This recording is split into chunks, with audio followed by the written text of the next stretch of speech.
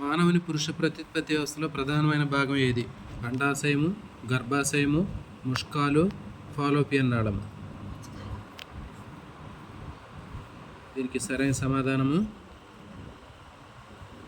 Option C, ముష్కాలు. పురుష ప్రత్యుత్పత్తి వ్యవస్థలో ప్రధానమైన భాగము ముష్కాలు, మిగిలిన 3 స్త్రీ ప్రత్యుత్పత్తి వ్యవస్థకు సంబంధించినవి. Next question number 2. స్త్రీ ప్రత్యుత్పత్తి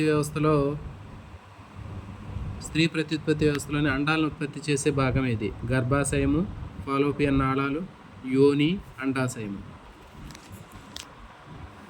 దీనికి సరైన సమాధానము ఆప్షన్ డి, అండాశయము. స్త్రీ ప్రత్యుత్పత్తి వ్యవస్థలో అండాలను ఉత్పత్తి చేసే భాగము అండాశయము. Next question.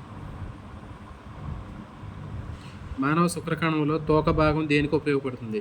శక్తిని నిల్వ చేయడానికి, కదలడానికి, రక్షణకి, ఆహారాన్ని సేకరించడానికి.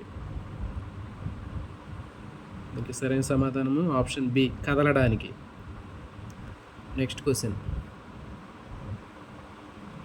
స్త్రీ బీజకోశాల నుంచి గర్భాశయానికి అండాలు చేరవేసే నాళాలు ఏవి? స్త్రీ బీజకోశాల నుంచి గర్భాశయానికి అండాన్ని చేరవేసే నాళాలు ఏవి? శుక్రనాళాలు, మూత్రనాళాలు, ఫాలోపియన్ నాళాలు, రక్తనాళాలు.